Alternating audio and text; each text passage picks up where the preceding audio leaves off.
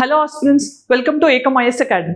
ఈ రోజు మనం డిస్కస్ చేస్తున్న టాపిక్ ఏంటి అంటే రీసెంట్గా కొత్తగా నోటిఫై అవ్వబోతున్న టైగర్ రిజర్వ్. మరి ఈ టైగర్ రిజర్వ్ ఏ స్టేట్లో ఉంది, ఎవరు నోటిఫై చేస్తారు, జనరల్గా టైగర్ రిజర్వ్ అనగానే ప్రాసెస్ ఏంటి, ఒకవేళ ఆల్రెడీ నోటిఫై చేసిన టైగర్ రిజర్వ్ని మనం డీనోటిఫై కానీ దాని బౌండరీస్ కానీ ఆల్టర్ చేయగలమా, ఇలాంటి స్పెసిఫిక్ థింగ్స్తో పాటు ఈ పర్టికులర్ టైగర్ రిజర్వ్కి సంబంధించిన జాగ్రఫికల్ ఫీచర్స్ కానీ ఇప్పుడు టైగర్ రిజర్వ్గా నోటిఫై చేయడం వల్ల కలిగే అడ్వాంటేజెస్ కానీ ఇవన్నీ కూడా డిస్కస్ చేద్దాం.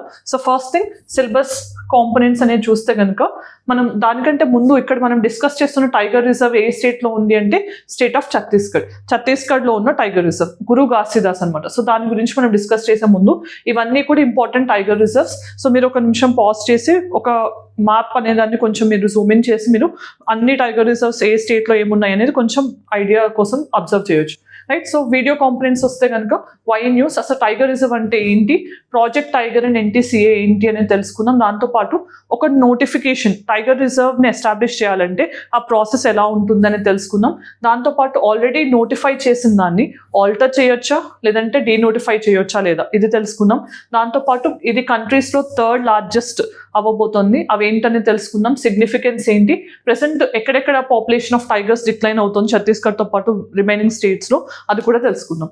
ఇది సిలబస్ మ్యాపింగ్ పాయింట్ ఆఫ్ వ్యూలో ఎన్వైర్న్మెంట్ కాంటెక్స్ట్ ఇంపార్టెంట్. రైట్.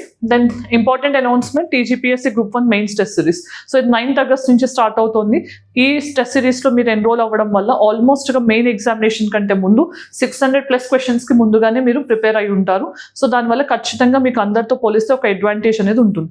అలానే మీకు 59 daily test, 12 sectional test, 6 SA test including 5 revision test and 1 mega grand test అనేది ఉంటుంది. సో మీ ఎవాల్యుయేషన్ కాపీనే 3 వర్కింగ్ డేస్లో ఇస్తాము. దాంతోపాటు detail explanation copy immediately after the test ఇస్తాం.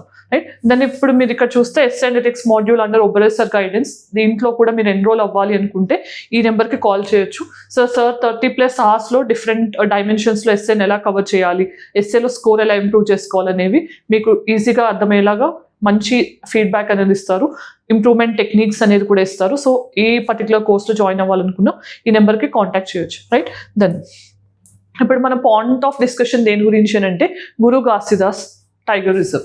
సో దీనికి ఇంకొక వైల్డ్ లైఫ్ సాంక్చురీ, అంటే యాక్చువల్గా ఈ గురు ఘాసీదాస్ అనేది ఒక నేషనల్ పార్క్గా ఉంది in the state of Chhattisgarh. So ఈ నేషనల్ పార్క్ని అండ్ టమ్మోర్ పింగ్లా ఈ వైల్డ్ లైఫ్ సాంక్చురీని కలిపి ఈ ఏరియాస్ని రెండింటిని కంబైన్ చేసి ఒక కొత్త టైగర్ రిజర్వ్గా నోటిఫై చేస్తూ ఛత్తీస్గఢ్ గవర్నమెంట్ అనేది నోటిఫికేషన్ ఇష్యూ చేయడం జరిగింది. సో ఇప్పుడు ఓవరాల్గా చూస్తే కనుక దేశంలో ఉన్న అన్ని టైగర్ రిజర్వ్స్లో ఇది థర్డ్ లార్జెస్ట్ అవబోతుంది. మరి ఫస్ట్ 2 లార్జెస్ట్ ఏంటి అనేది, first one Srisailam tiger reserve ఆంధ్రప్రదేశ్లో ఉంది, and second one Manas tiger reserve అస్సాంలో ఉంది కదా. ఈ రెండు కూడా largest, first and second. Third ఇప్పుడు గురు ఘాసీదాస్, ఇది గుర్తుపెట్టుకోవాలి. దెన్ ఇది ఛత్తీస్గఢ్లో 4th టైగర్ రిజర్వ్ అవుతుంది, దేశం మొత్తంలో థర్డ్ లార్జెస్ట్ టైగర్ రిజర్వ్ అవుతుంది, ఇది గుర్తుపెట్టుకోండి. రైట్. సో అసలు ఫస్ట్ టైగర్ రిజర్వ్ అంటే ఏంటి? సో టైగర్ రిజర్వ్ అంటే ఆల్రెడీ ఎస్టాబ్లిష్డ్ నేషనల్ పార్క్ కానీ వైల్డ్ లైఫ్ సాంక్చురీని కానీ టైగర్ ప్రొటెక్షన్ కోసం, టైగర్ని ప్రొటెక్ట్ చేయడానికి మనం సెపరేట్గా టైగర్ రిజర్వ్గా కన్వర్ట్ చేసే ఛాన్సెస్ ఉంటుందన్నమాట. అంటే ఎక్కడైతే కనుక ఒక పర్టికులర్ నేషనల్ పార్క్లో కానీ వైల్డ్ లైఫ్ సాంక్చురీలో కానీ టైగర్ పాపులేషన్ అని తగ్గుతూ ఉంటుందో అప్పుడు దాన్ని మనం టైగర్ రిజర్వ్గా మార్చి బెటర్ కన్జర్వేషన్ ఎఫర్ట్స్ తీసుకోవచ్చు అనమాట. దెన్ టైగర్ రిజర్వ్ అనగానే మనకి ఎటువంటి గుర్తు రావాలి అని అంటే కోర్ ఏరియా అనేది ఒకటి ఉంటుంది, బఫర్ ఏరియా అనేది ఒకటి ఉంటుంది. ఓకే. సో ఈ కోర్ ఏరియా అంటే ఏంటి, దీంట్లో ఎటువంటి హ్యూమన్ హ్యాబిటేషన్స్కి పర్మిషన్ ఉండదు. సో హ్యూమన్ హ్యాబిటేషన్స్ కానీ మనం ఏమీ చేయలేము అనమాట ఈ ఏరియాలో. సో కంప్లీట్ ప్రొహిబిషన్ అనేది ఉంటుంది. సో ఇక్కడ ప్రొహిబిషన్ అనేది ఉంటుంది. Different types of activities, mining కానీ ఇలాంటివన్నీ చేయలేము. కానీ ఇక్కడికి వచ్చేసరికి సో మనకి లిమిటెడ్ యాక్టివిటీస్ని రెగ్యులేట్ చేస్తూ అలో చేస్తారు. ప్రొటెక్షన్ కూడా లిమిటెడ్గా ఉంటుంది. అంటే కొన్ని దీంతో పోలిస్తే ఇక్కడ కొంచెం బెటర్ రిలాక్సేషన్స్ ఉంటాయి. సో జనరల్గా మనకి కోర్ ఏరియా అంటే ఇది యాక్చువల్గా టైగర్ పాపులేషన్ ఎక్కువ ఉందో దాన్ని కోర్ ఏరియాగా డిఫైన్ చేస్తాం. దాని చుట్టూ ఉండేది బఫర్ ఏరియా అవుతుంది అనమాట. సో ఇక్కడ హ్యూమన్ హ్యాబిటేషన్స్ కానీ గ్రేజింగ్ కానీ ఇలాంటివి మనం చేయొచ్చు. ఇదేమో కోర్ ఏరియాగా ఉంటుంది. సో ఇది గుర్తుపెట్టుకోవాలి. దెన్ మనం ఇప్పుడు మరి టైగర్స్ గురించి గుర్తుపెట్టుకునేటప్పుడు మనకి ఇమీడియట్గా ఒక పర్టికులర్ ప్రాజెక్ట్ అనేది గుర్తొస్తుంది. అదేంటి అంటే ప్రాజెక్ట్ టైగర్. మరి ఈ ప్రాజెక్ట్ టైగర్ అనేది మనం ఎప్పుడు ఇనిషియేట్ చేసాము? ఈ ప్రాజెక్ట్ టైగర్ అనేది 1973లో మనం లాంచ్ చేసాం. సో మన నెంబర్ ఆఫ్ టైమ్స్ ఇంతకు ముందు కూడా డిస్కస్ చేసాం. ఏంటని అంటే 1972లో స్టాక్ హోమ్ కాన్ఫరెన్స్ జరిగిన తర్వాత దాన్ని అటెండ్ వచ్చిన ఇందిరాగాంధీ గారు అప్పుడున్న ప్రైమ్ మినిస్టర్గా ఆమె ఎన్వైర్మెంటలిజం గురించి ఇన్ఫ్లుయెన్స్ అయ్యి she is naturally also incline towards environmental conservation. అప్పుడు ఆమె ప్రాజెక్ట్ టైగర్తో పాటు వైల్డ్ లైఫ్ ప్రొటెక్షన్ యాక్ట్ 1972 తీసుకురావడం జరిగింది. రైట్, ఫస్ట్ ప్రాజెక్ట్ టైగర్ కింద నోటిఫై అయిన ఫస్ట్ టైగర్ రిజర్వ్ ఏంటి అనేది మీకు తెలిస్తే కామెంట్ సెక్షన్లో చెప్పండి. రైట్, సో ఈ ప్రాజెక్ట్ టైగర్ అనేది మనం కన్సర్వేషన్ కోసం తీసుకొచ్చాం, ఎందుకంటే టైగర్ అనేది మన నేషనల్ యానిమల్ కూడా. రైట్, సో టైగర్ కన్సర్వేషన్ అనేది చాలా ఇంపార్టెంట్ అని ఆ టైంలో మనం భావించాం, ఎందుకంటే పాపులేషన్ అనేది హంటింగ్ వల్ల కానీ మనకి డిఫరెంట్ రీజన్స్ వల్ల పోచింగ్ కానీ వీటన్నిటి వల్ల టైగర్ పాపులేషన్ సిగ్నిఫికెంట్గా తగ్గుతూ రావడం, నేషనల్లీ ఇంపార్టెంట్ సింబల్ అవ్వడం, వీటన్నిటి వల్ల కూడా మనం ప్రాజెక్ట్ టైగర్ తీసుకొచ్చాం. మరి ఈ ప్రాజెక్ట్ టైగర్ని ఎవరు మెయింటైన్ చేస్తారు ఆర్ ఇంప్లిమెంట్ చేస్తారు అంటే నేషనల్ టైగర్ కన్జర్వేషన్ అథారిటీ. మరి ఇదేంటి అని అంటే ఇది ఒక స్టాట్యూటరీ బాడీ, అంటే చట్టబద్ధమైన సంస్థ. మరి దేని కింద ఎస్టాబ్లిష్ అయింది అని అంటే ఇది wild life protection act of 1972 కింద ఎస్టాబ్లిష్ అయింది. ఎప్పుడు ఎస్టాబ్లిష్ అయింది? 2006లో ఎస్టాబ్లిష్ అయింది. ఓకే, మరి ఇది 2005లో టైగర్ టాస్క్ ఫోర్స్ అనేది కాన్స్టిట్యూట్ చేశారు. దాని రికమెండేషన్స్ మేరకు ఒక బాడీ ఉండాలి అని చెప్పడంతో వైల్డ్ లైఫ్ ప్రొటెక్షన్ యాక్ట్ కింద 2006లో దీన్ని ఎస్టాబ్లిష్ చేయడం జరిగింది. మరి దీనికి చైర్మన్గా ఎవరు ఉంటారు అంటే మినిస్ట్రీ ఆఫ్ ఎన్వైర్న్మెంట్, ఎవరైతే ఫారెస్ట్ అండ్ క్లైమేట్ చేంజ్కి చైర్మన్ అంటే మనకు మినిస్ట్రీ ఎవరైతే హెడ్ చేస్తారో వాళ్ళే దీనికి చైర్మన్గా ఉంటారు. ఎన్టీసీఏ మెయిన్ రోల్ ఏంటి? టైగర్ రిలేటెడ్ కన్సర్వేషన్ కానీ టైగర్ రిజర్వ్స్ని మెయింటైన్ చేయడం కానీ ఇవన్నీ కూడా దీని మెయిన్ ఆబ్జెక్టివ్స్ అన్నమాట.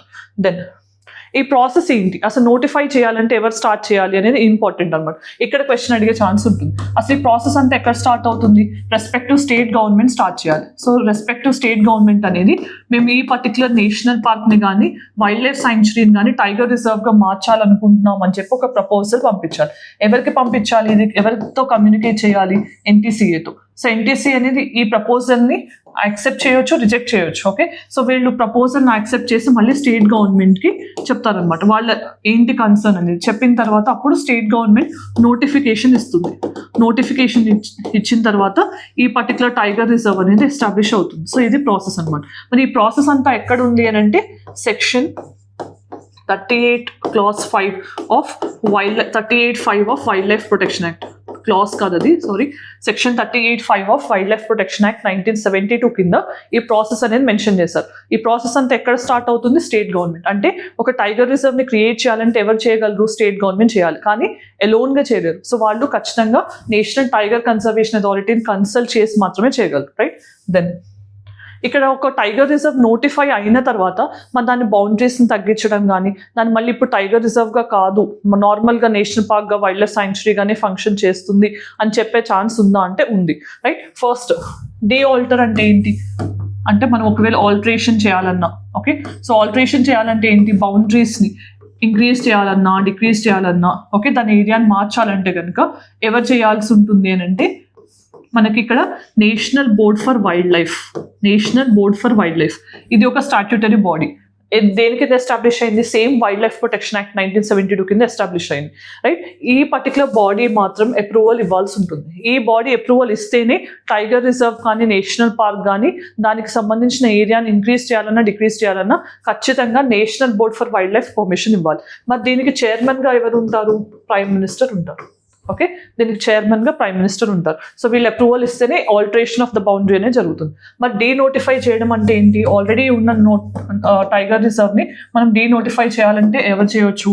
స్టేట్ గవర్నమెంట్ చేయొచ్చు. ఓకే, సో స్టేట్ గవర్నమెంట్ చేయాలి. ఇక్కడ కూడా స్టేట్ గవర్నమెంటే, కానీ NBWL అనేది అప్రూవల్ ఇవ్వాల్సి ఉంటుంది. సో ఈ స్టేట్ గవర్నమెంట్ అనేది డీనోటిఫై చేసేటప్పుడు నేషనల్ టైగర్ కన్జర్వేషన్ అథారిటీ అలానే national board for wild life రెండింటిని కూడా కన్సల్ట్ చేస్తేనే వాళ్ళు అప్రూవ్ చేస్తేనే డీనోటిఫై చేయొచ్చు. అంటే ఆల్రెడీ ఎస్టాబ్లిష్ ఉన్న దాన్ని డీనోటిఫై చేయడం. సో ఇవన్నీ గుర్తుపెట్టుకోవాలి. దెన్ మరి గురు ఘాసిదాస్ పింగ్లా టైగర్ రిజర్వ్ అనేది దీన్ని ఎలా ఎస్టాబ్లిష్ చేశారనేది తెలుసుకునే ముందు ఫస్ట్ దీని లొకేషన్ తెలుసుకోవాలి. ఇది నార్దర్న్ పార్ట్ ఆఫ్ ఛత్తీస్గఢ్లో ఉంది. ఆల్మోస్ట్గా మనకి మధ్యప్రదేశ్ అండ్ జార్ఖండ్ బార్డర్స్ దగ్గరలో ఉంది. మరి ఇంతకుముందు మనం చూస్తే కనుక ఇది ఒక టైగర్ కారిడార్గా ఎస్టాబ్లిష్ చేశారు. దేనికి అని అంటే మధ్యప్రదేశ్లో ఉన్న బాంధవ్గఢ్ నేషనల్ పార్క్కి, పలాము టైగర్ రిజర్వ్ అనే జార్ఖండ్లో ఉంది. సో ఈ రెండింటికి మధ్యలో టైగర్ కారిడార్ ఎస్టాబ్లిష్ చేశారు. మరి అది ఇప్పుడు కంప్లీట్గా టైగర్ రిజర్వ్గా ఫామ్ అవుతుంది, రైట్. మరి ఇది ఎక్కడ ఉందంటే northern part of Chhattisgarh, MP and Jharkhand మధ్యలో బార్డర్. మరి ఈ పర్టికులర్ ఏరియాలో ఎటువంటి టైప్ ఆఫ్ వెజిటేషన్ ఉంటుంది అనేది మీకు తెలిస్తే ఆన్సర్ కామెంట్ సెక్షన్లో చెప్పండి. దాంతోపాటు ఈ ఏరియాలో మనకి హస్తేవ్, గోపద్, ఇంకా బానస్ ఇటువంటి రివర్స్ ఉన్నాయి. మరి హస్తేవ్ అనేది ఏ మెయిన్ రివర్కి ట్రిబ్యూటరీ అంటే మహానది రివర్కి ట్రిబ్యూటరీ. మహానది రివర్కి ఇది మెయిన్ ట్రిబ్యూటరీ. బానస్ అనేది చంబల్కి, చంబల్ అనేది యమునాకి, యమున అనేది గంగాకి. సో ఇట్లా మీకు తెలుసుకోవాల్సింది ఈ ఫ్యాక్చువల్ ఇన్ఫర్మేషన్ అనమాట, రైట్. సో ఇది ఈ particular national park wild life sanctuary ఉన్నదాన్ని టైగర్ రిజర్వ్గా మనం నోటిఫై చేసాం. మరి గురు ఘాసిదాస్ నేషనల్ పార్క్ అనేది ఆల్రెడీ చెప్పాను ఛత్తీస్గఢ్లో ఉంది. దీంట్లో సిగ్నిఫికెంట్ టైగర్ పాపులేషన్ ఉండటం వల్ల మనం ఇప్పుడు దీంట్లోంచి కొంత ఏరియాని అండ్ మనకి ఏదైతే Tamor Pingla wild life sanctuary చూసాం కదా, ఆ రెండింటిని కలిపి ఇప్పుడు ఈ నోటిఫై చేసిన టైగర్ రిజర్వ్ అనేది క్రియేట్ చేస్తున్నాం. మరి ఇక్కడ గురు ఘాసిదాస్ గురించి మనం స్పెసిఫిక్గా చెప్పుకోవాల్సింది ఏంటి అంటే, మన ఏషియాటిక్ చీతా ఉంది కదా 1952లో మనకి ఎక్స్టింక్ట్ అయిపోయింది. ఇప్పుడు మనం ఆఫ్రికన్ చీతాని తీసుకొచ్చుకున్నాం కదా, ఈ ఏషియాటిక్ చీతాకి సంబంధించిన లాస్ట్ హ్యాబిటాట్ ఇదని చెప్పుకోవచ్చు. లాస్ట్ హ్యాబిటాట్ అంటే చీతా అంతరించిపోయే ముందు లాస్ట్గా ఉన్నది ఈ పర్టికులర్ నేషనల్ పార్క్లో. ఇది ఛత్తీస్గఢ్లో ఉంది. ఈ పర్టికులర్ నేషనల్ పార్క్లోనే మనం టైగర్ పాపులేషన్ ఉండటం వల్ల దీన్ని ఇప్పుడు టైగర్ రిజర్వ్గా కన్వర్ట్ చేస్తున్నాం. దెన్ మరి ఇది టైగర్ రిజర్వ్ గురించి డిస్కస్ చేసాం కదా. ఇప్పుడు ఈ పర్టికులర్ టైగర్ రిజర్వ్ వల్ల సిగ్నిఫికెన్స్ ఏంటి, నోటిఫై చేయడం వల్ల అంటే మనకి టైగర్ కన్జర్వేషన్ అనేది బెటర్గా ఉంటుంది. దాంతోపాటు ఎకో టూరిజం ఇలాంటి వాటిని మనం ఎలో చేయడం అంటే టైగర్ సఫారీస్ ఇలాంటి వాటిని ఎలో చేయడం వల్ల లోకల్ పీపుల్కి ఎంప్లాయ్మెంట్ కూడా కలుగుతుంది. ఓకే, సో ఇవి మెయిన్గా మనకి కలిగే ఇంపార్టెంట్ బెనిఫిట్స్ అనమాట. టైగర్ కన్సర్వేషన్, అలానే eco tourism and local employment అనమాట. దెన్ మనం అసలు డిక్లైనింగ్ టైగర్ పాపులేషన్ ఎందుకు అని అంటే, రీసెంట్ టైమ్స్లో మనం డబ్లింగ్ ఆఫ్ టైగర్స్ అనేది మనం చూస్తే కనుక సెయింట్ పీటర్స్బర్గ్ డిక్లరేషన్లో మనం టార్గెట్ పెట్టుకున్నాం కదా. సో సెయింట్ పీటర్స్బర్గ్ డిక్లరేషన్ ఆల్మోస్ట్గా 2010లో ఏం టార్గెట్ పెట్టుకున్నాం, అట్లీస్ట్ 2022కి టైగర్ పాపులేషన్ డబల్ చేయాలని. కానీ మనం ఇండియా దీన్ని 18లోనే అచీవ్ చేసాం, అంటే 4 years ముందే టార్గెట్ కంటే మనం అచీవ్ చేసాం. ఇప్పుడు ఇండియాలో ఆల్మోస్ట్ ప్రపంచంలో ఉన్న 75% టైగర్స్ అనేవి కూడా ఇండియాలోనే ఉన్నాయి. ఓకే, సో ఇది మేజర్ కాంట్రిబ్యూషన్. సో మనకి రీసెంట్గా 2018 to 2022 మధ్యలో జరిగిన ఆల్ ఇండియా టైగర్ ఎస్టిమేషన్ సర్వేలో 3167 టైగర్స్ ఉన్నాయని చెప్పి మనకి గవర్నమెంట్ రిపోర్ట్ చేయడం జరిగింది. సో కొంచెం డేటా అనేది ఆల్టర్ అయింది, ఎందుకంటే కెమెరా ట్రాప్స్ కానీ వీటన్నిటి నుంచి మనకి ఎగ్జాక్ట్ డేటా ఉండదు, కొంచెం మోడిఫికేషన్ అనేది ఎప్పుడూ పాసిబుల్ ఉంటుంది, రైట్. సో ఇది మీకు తెలిసిందే లార్జెస్ట్ టైగర్ రిజర్వ్ అనేది శ్రీశైలం అని చెప్పాను. మరి స్మాలెస్ట్ ఏంటి అంటే మహారాష్ట్రలో ఉన్న బోర్ టైగర్ రిజర్వ్, అది area wise smallest and largest, ఇది గుర్తుపెట్టుకోవాలి. దెన్ అసలు డిక్లైనింగ్ టైగర్ పాపులేషన్ అనేది ఎందుకు జరుగుతుంది అంటే, హంటింగ్ ఒకటి, పోచింగ్ ఒకటి, లేకపోతే ఒక్కొక్కసారి డిసీజెస్ రావడం కానీ ఇలాంటివన్నీ కూడా కామన్ రీజన్స్. కానీ టైగర్ పాపులేషన్ ఎక్కడెక్కడ తగ్గుతుంది అంటే, రీసెంట్గా చూస్తే మిజోరాం, నాగాలాండ్, జార్ఖండ్, అరుణాచల్ ప్రదేశ్, ఛత్తీస్గఢ్, గోవా ఇట్లాంటి స్టేట్స్లో టైగర్ పాపులేషన్ అని తగ్గుతుంది. దీంట్లో మెయిన్గా ఛత్తీస్గఢ్ చూస్తే ఇప్పుడు మనకి టైగర్ రిజర్వ్ ఎక్కడైతే ఎస్టాబ్లిష్ చేసామో ఆల్మోస్ట్ 2014లో టైగర్ రిజర్వ్స్ 3 ఉన్నప్పుడు ఆ 3 టైగర్ రిజర్వ్స్ ఏంటి, ఉదంతి సీతా నది ఒకటి, ఇంద్రావతి టైగర్ రిజర్వ్ ఒకటి, తర్వాత మనకి ఇంకొక టైగర్ రిజర్వ్ ఉంది. సో ఈ టైగర్ రిజర్వ్స్ 3 ఉన్నప్పుడు కూడా మనం చూస్తే 47 టైగర్స్ ఉండేవి 2014లో. మరి ఇప్పుడు చూస్తే పాపులేషన్ 2022లో 2017కి వచ్చింది, అంటే చాలా పాపులేషన్ ఆఫ్ టైగర్స్ అనేది తగ్గుతూ వస్తుంది అనమాట. సో ఈ స్టేట్స్ అన్నింటిలో కూడా టైగర్ పాపులేషన్ అని తగ్గడం వల్ల ఇప్పుడు కొంచెం బెటర్ కన్జర్వేషన్ కోసం అని చెప్పి గవర్నమెంట్ ఇలాంటి ఎఫర్ట్స్ తీసుకుంటుంది, right. So highest number of tigers అనేది మధ్యప్రదేశ్లో ఉన్నాయి, తర్వాత కర్ణాటక, తర్వాత ఉత్తరాఖండ్. ఈ టాప్ 3 స్టేట్స్ అనమాట, ఇవి కూడా గుర్తుపెట్టుకోవాలి. దెన్ మనం ప్రాక్టీస్ క్వశ్చన్ ఏంటనే చూద్దాం. సో ఇక్కడ చూస్తే consider the following among the tiger reserves which is the having the largest area under critical tiger habitat. Critical tiger habitat అంటే ఏంటి, కోర్ ఏరియా. ఇందాక నేను చెప్పినట్టు ఒక టైగర్ రిజర్వ్ లో కోర్ ఏరియా ఉంటుంది, బఫర్ ఏరియా ఉంటుంది. ఆ కోర్ ఏరియానే మనం క్రిటికల్ టైగర్ హ్యాబిటాట్ అంటాం. సో ఆ కోర్ ఏరియాలో లార్జెస్ట్ ఏరియా ఏ టైగర్ రిజర్వ్స్ లో ఉంది అనేది మీకు తెలిస్తే ఆన్సర్ కామెంట్ సెక్షన్ లో చెప్పండి. Then mains question, critically analyze the role of protected areas in biodiversity conservation in India. What are the challenges faced in their management and what steps to be taken to overcome? So ఇక్కడ ఏంటంటే protected areas అంటే ఏంటి, national parks, wild life sanctuaries ఏవైనా, so వాటి main role ఏంటి, అలానే challenges ఏంటి, steps ఏంటి అనేది ఆన్సర్ రాయాల్సి ఉంటుంది. దెన్ మనం వీడియో ఎండింగ్కి వచ్చేసాం కదా. ఈరోజు ఏం డిస్కస్ చేసాము అంటే రీసెంట్గా ఛత్తీస్గఢ్ గవర్నమెంట్ నోటిఫై చేస్తున్న 4th టైగర్ రిజర్వ్ ఏంటి, దీని యొక్క ఇంపార్టెన్స్ ఏంటి, అలానే ప్రాజెక్ట్ టైగర్ ఏంటి, NTCA ఏంటి, దాంతోపాటు మనం ఈ పర్టికులర్ టైగర్ రిజర్వ్కి సంబంధించిన geographical features along with some other practice question for prelims and mains అనేది డిస్కస్ చేసాం. సో ఈ రోజుకి సంబంధించిన వీడియో డిస్కషన్. ఈ వీడియో మీకు నచ్చినట్లయితే మీ ఒపీనియన్ కామెంట్ సెక్షన్లో చెప్పండి. Thanks for joining us. All the very best.